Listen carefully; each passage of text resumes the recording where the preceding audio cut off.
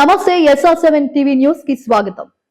Helmet పెట్టుకోండి, fake లింకులకు దూరంగా ఉండండి. వనపర్తి జిల్లా పెద్దమందడి మండలం బలిజపల్లిలో రోడ్డు ప్రమాదాలు, సైబర్ మోసాలపై ప్రజలు అప్రమత్తంగా ఉండాలని పోలీసులు సూచించారు. బలిజపల్లిలో నిర్వహించిన అవగాహన కార్యక్రమంలో కొత్తకోట సిఐ రమేష్ పాల్గొని ప్రజలకు కీలక సూచనలు చేశారు. బైక్ నడిపేవారు తప్పనిసరిగా హెల్మెట్ ధరించాలి. ప్రమాద సమయంలో తలకు గాయం కాకుండా రక్షణ పొందేందుకు హెల్మెట్ ఎంతో కీలకమని సిఐ వివరించారు. సోషల్ మీడియాలో వచ్చే ఫేక్ లింకులతో జాగ్రత్తగా ఉండాలి. లింకు నిజమైనదనే 1-2 సార్లు నిర్ధారించుకున్న తరువాతే ఓపెన్ చేయాలని సూచించారు. తక్కువ ధరకు బైక్లు, ఫోన్లు, ఇతర వస్తువులు విక్రయిస్తామంటూ వచ్చే ప్రకటనలు నమ్మే ముందు విక్రేత వివరాలు, ఆఫర్ నిజ స్వరూపాన్ని పూర్తిగా పరిశీలించాలని ప్రజలకు సూచించారు. ప్రజల భద్రతే లక్ష్యంగా పోలీసులు అవగాహన కార్యక్రమాలను నిర్వహిస్తున్నారని అధికారులు తెలిపారు. SR7 టీవీ రిపోర్టర్ వనపర్తి జిల్లా KP రెడ్డి. పోలీసులు చూసారు, పోలీసులకు పని లేదా పోయి మేము రోడ్డు మీద ఉంటే మేము ఇట్లా బయట అడిగిపోతుంటే ఇలా అడ్డమడతామని మీరు అనుకుంటారు. కానీ యాక్సిడెంట్ అయితే మీకు ప్రాణం పోతుంది. సరే కాలు ఎదిగితే చేయితే వస్తుంది, 3 నెలలకు 6 నెలలకు వస్తుంది. కానీ తలకాయ వలిగితే ఇల్లు, ఆస్తి, పిల్లలు అన్నం ముక్కున్నా కూడా బాటిల్ తేరాయి. మీరు పోయినా కూడా లాస్ట్ మీ పిల్లలకు హాస్పిటల్లో పడితే లాస్ట్ శవమే ఇంటికి వస్తుంది. మన వాళ్ళు పైసలు కట్టలేరు, వాడి ఇన్సూరెన్స్ కుదిరినాడు, మనకి ఇన్సూరెన్స్ ఉండదు, వానికి లైసెన్స్ ఉండదు, మీకు లైసెన్స్ ఉండదు. మరి ఎవరు కట్టాలి? హాస్పిటల్ బిల్ ఎవరు కట్టాలా? హాస్పిటల్ బిల్ కట్టాలా? కట్టకపోతే ఏమంటే అవునా? దయచేసి మీ బండ్లకు ఆర్సీలు, లైసెన్సులు తీసుకోండి. మీ బండ్లకు ఇన్సూరెన్స్ చెప్పేసి కూడా నెగ్లెన్స్ చేయకుండా హెల్మెట్ పెట్టుకుంటారు అండి. అవునా కదా? పెట్టుకొని వస్తే మీ జీవితము మీరు ఇంటికి పోవాలని ఇప్పుడు ఇంత బయటకు వచ్చిన అంతమంది మీ భార్య పిల్లలు అంతా ఏది చూస్తున్నారు మీకోసం? చూస్తారా? చూడండి. అరే నాయన వనపర్తి పోయిండు, నాయన పెద్దమందిని పోయిండు, నాయన బల్జాపూర్ పోయిండు, ఏమో తీసుకొస్తాడు, ఇంకేదో బస్సు తీసుకొస్తాడు అన్నీ బయటకు వస్తాం కదా మనం జనరల్గా. మరి యాక్సిడెంట్ అయితే ఎవరు తీసుకొస్తారు? మీ ప్లేస్లో మీ ప్లేస్లో వాళ్ళ మీ భార్య పిల్లలకి సేవ చేసే వాళ్ళు ఉంటారా? మరి ఉండదంటే మనం జాగ్రత్త రావాలా రావద్దా? మనం రాకపోతే ఏం చేస్తాం? మనం గిడికే పోతున్నాం. మీకు కాలు వెళ్ళినా ఏం కాదు, కాలు వెళ్తే 6 నెలలకు 3 నెలలకు బతుకుతారు. కానీ తలకాయ వదిలితే మీ ఆస్తులు అమ్మాల్సి వస్తుంది, మీ భార్య పిల్లలు రోడ్డు మీద రావాల్సి వస్తుంది. మీ మీద ఆధారపడతారు కదా. మీ కుటుంబంలో మీరు లేదు, మీ పిల్లలకి వాళ్ళు సేవ చేస్తారా? మీ అన్న కొడుకు చేస్తారా? మీ తమ్ముడు కొడుకు చేస్తారా? మీ అన్న చేస్తారా? మీ తమ్ముడు చేస్తారా? ఎవరు చేస్తారా చెప్పండి? మీరు లేకపోతే వాళ్ళని మీ ప్లేస్ వాళ్ళు చేస్తారా? సేవ చేస్తారా? మీ భార్య తీసుకుంటారా? మీ పిల్లలు స్కూల్ తెచ్చేస్తారా? దినాల కోసం కట్టుబడి, కాలం కోసం కట్టుబడి, పిల్లల కోసం మరి మనం బయటకు వెళ్ళినప్పుడు మనం జాగ్రత్త ఉండాలా లేదా? దానికి ఇన్సూరెన్స్ ఉండాలి. మీ చిన్న పిల్లలకి ఇచ్చిరనుకో, మీ పిల్లలకి మనం ఇప్పుడు నా కొడుకుండు, వీడు చిన్నోడు, నీ పిల్లలు వీడు చిన్నోడు ఎంత అయిందా బాబు? 19. నిజమా? హెల్మెట్ ఉందా? బండి నడుపుతున్నాం, హెల్మెట్ ఉందా? లైసెన్స్ ఉందా? ఏముండదు. వీడు బొర్ర బండి నడుపుతాడు. ఫర్ ఎగ్జాంపుల్ బొర్రన్న బండి నడుపుతాడు, ఎవరికైనా కూర్తాడు. ఇప్పుడు మన ఆసుంటాడు మెల్లగా పోతాం, మనం 20-30 పోతాం. యాక్సిడెంట్ అయితే మరి వాడు గట్టిగా ఉంటాడు, మనం చచ్చిపోతాం.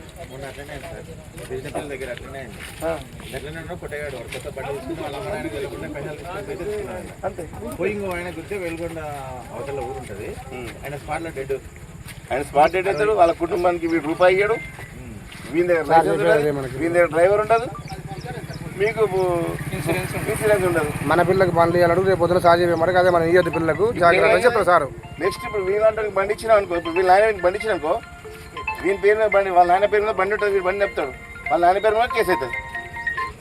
వీళ్ళు అనుకుంటారు, ఏమనుకుంటారంటే పోలీసు వాళ్ళు వచ్చి ఆడ డెడ్ బాడీ పెట్టి పైసలు ఇప్పి అంటే ఏకెళ్ళి ఇప్పిస్తారు, వాళ్ళు ఇప్పిస్తారు, వానికి ఇచ్చేస్తాం కదా, వానికి ఉండదు. తీసుకునే సంబంధం నీకు హాస్పిటల్కి వచ్చేస్తే కరెక్టే, వాస్తవమే, కానీ ఎవరు ఇవ్వాలి? దానికి తయారు సార్ తీసుకోని వాళ్ళు అది ఏరు. ఇప్పుడు సార్ అనేది అదే ఇన్సూరెన్స్ ఉందనుకోండి, మీకు ఏ రకం వస్తాయి, కట్టకపోయినా ఇన్సూరెన్స్ డబ్బులు వానికి ఇన్సూరెన్స్ తీసుకునే సంబంధం లేదు, వానికి డ్రైవింగ్ లైసెన్స్ తీసుకునే సంబంధం కూడా లేదు. కానీ బండి అయితే నడుపుతాడు, కుత్తాడు, గుడ్డుకల్లా తాగుతాడు, కుత్తలు చంపుతాడు, కచ్చే కొట్ట తాగుతాడు, కుత్తలు చంపుతాడు. అదే కదా కుటుంబం. ఇంటికాడ మీరు వదిలే మీ కుటుంబం గడుస్తుంది, లేకపోతే గడుస్తుందా? దయచేసి మమ్మల్ని తిప్పుకోకరి. మీ ఫ్యామిలీ, నా పిల్లలు, నా భార్య ఉంది, నా తల్లిదండ్రులు అనే ఫీలింగ్ గా మీరు ఆలోచించి రోడ్ ఎక్కాలి. కరెక్ట్ చెప్తున్నారు కరెక్ట్ కాదు, అది అవునా కదా? నడుపుతారు అట్లా తిట్టేది. ఫోన్లు కూడా చేంజ్ చేస్తారు తెలుసా? ఇక ట్రాక్టర్ చూపిస్తాడు. ఇప్పుడు ప్రజెంట్ రైతులకు కాబట్టి మీకు ట్రాక్టర్ కావాలి, లేకపోతే బైక్ చూపిస్తాడు. ఇట్లాంటి పొరగాలకు రాయల్ ఎన్ఫీల్డ్ చూపిస్తాడు. చూపించి ఏం చేశాడు, 2 లక్షలు ఉన్న దాన్ని 50,000కి వేస్తున్నాను పంపుతాడు మెసేజ్. వీని దగ్గర పైసలు లేకుండా పక్కన దగ్గర అక్కడ పంపించేశాడు. వీని పోతే వాని పోతే అందరికి పోతే లాస్ట్ మోసమైంది జరుగుతుంది. ఏదైనా తక్కువ వస్తుందంటే, ఏదైనా పుణ్యానికి వస్తుందంటే దాన్ని ఆలోచించి తీసుకోవాలి. అవునా కదా? మీకు బ్యాంక్ మేనేజర్ ఫోన్ చేస్తారా? బ్యాంక్ మేనేజర్ ఫోన్ చేస్తారా? నీకు చేస్తారా? ఏదన్నా అవసరం ఉంటేనే ఎవరు చేస్తాడు? బోకాలు చేస్తారా? చెయ్యరు. కాబట్టి ఎవరి మాటలు నమ్మద్దు. ఎవడన్నా తక్కువకి ఇస్తుండు ఎక్కువకి ఇస్తుండు అంటే మీరు ఫిజికల్గా చూసి, ఇప్పుడు ఈయన ఉంది బండి, ఈయన బండి మీరు 10 రూపాయల బండి అయితే 10 రూపాయలు పెట్టి తీసుకోవన్నా, ఇప్పుడు అర్జెంట్ అమ్ముకుంటే 8 రూపాయలు అడుగుతాను. ఈయన 2 రూపాయలకి అమ్మితే డౌట్ వస్తుంది. డౌట్ రావాలి, డౌట్ రావాలి. తీసుకున్నప్పుడు ఆలోచన చేయకుండా 10 రూపాయల బండి 2 రూపాయలకి అమ్మితే తీసుకుంటాం. కానీ దాని లైసెన్స్ ఏంది, దాని కథ ఏంది, దొంగ బండి మంచి బండి, అసలు వీడు మంచివాడా చెడ్డోడా అనేది ఆలోచన చేసుకోవాలి. మీరు అది చేసుకున్న తర్వాతనే తీసుకోవాలి. ఒట్టిగా ఇంకోటి లేకుండా పైసలు దొరకదని చెప్పి ఇచ్చేస్తే, ఇప్పుడు అన్ని మీ ఫోన్లు పోయినా కూడా మళ్ళీ దొరకబట్టిస్తాను. చూసినా దొరకబట్టిస్తాను మొత్తం మన ఫోన్లు మరి దొరికితే ఏంటంటే పోలీసు వాళ్ళు ఇచ్చేసేయాలి. మీరు దొంగ ఫోన్లు దొరికితే ఇప్పుడు కొట్టుకొచ్చి అమ్ముతారు ఫోన్లు. 1,00,000 రూపాయల ఫోన్లు 20 రూపాయలకే 20,000కే అమ్ముతారు, 10,000కే అమ్ముతారు. కొనుక్కుంటే మీరు దొంగలు అవుతారు. దయచేసి అట్లా కొనుక్కోకూరి, అట్లా తక్కువకి వస్తున్నాయి ఏమి ఆశపడకూరి. సెల్ ఫోన్లలో కూడా టికెట్ అని చెప్పేసి వాట్సాప్లో ఒత్తుకొని పైసలు పెట్టుకోకూరి. మీ సెల్ ఫోన్ అంటే పిన్ నెంబర్ ఇంప్రూవ్ ఇవ్వలేదు చెప్పకూడదు. ఓకేనా? Okay sir. Okay, thank you మీకు అందరికీ. ఇంకొకటి, మీ ఇన్సూరెన్స్ అంటారు కదా, చాలా మంది మీ ఆ ఊరికి సంబంధించి 4 ఆటోలు 5 ఆటోలు ఉంటాయి. ఎవ్వరం కూడా ఊరి తరఫున పెద్ద మంచి సర్పంచ్ ఎవరు ఉండి ఆ 4-5 ఆటోలకు ఖచ్చితంగా ఇన్సూరెన్స్ ఉండేలాగా చూసుకోవాలి. ఎవ్వరం పట్టించుకోం. మనం కూలికి పోయేటప్పుడు, లేకపోతే పక్క ఊరికి పోయేటప్పుడు, టౌన్కి వచ్చేటప్పుడు ఆ యాక్సిడెంట్ అయిందనుకోండి, ఆటో ఇన్సూరెన్స్ లేకపోతే అందరి జీవితాలు ఆగమైపోతుంది.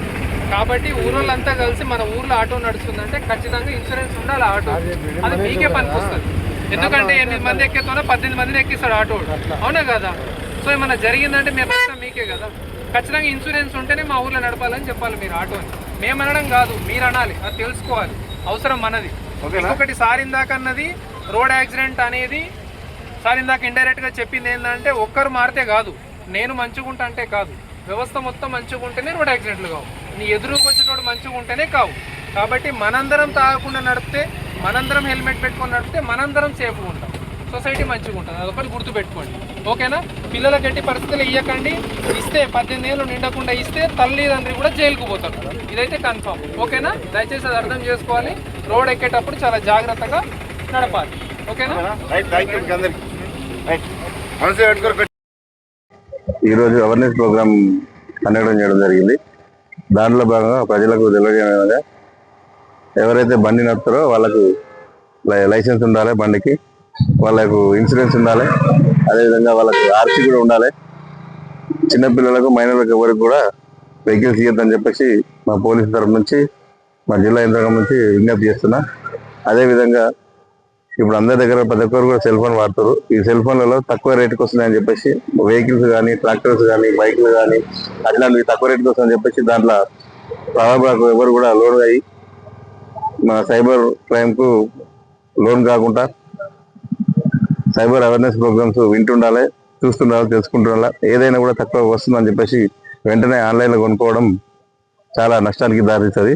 దయచేసి ఎవరు కూడా ఆన్లైన్లో అట్లా కొనుక్కోవద్దు. ఏదైనా నేరుగా పోయి షాప్ దగ్గరికి పోయి కొనుక్కోవాలి. దానివల్ల మోసం జరగదు.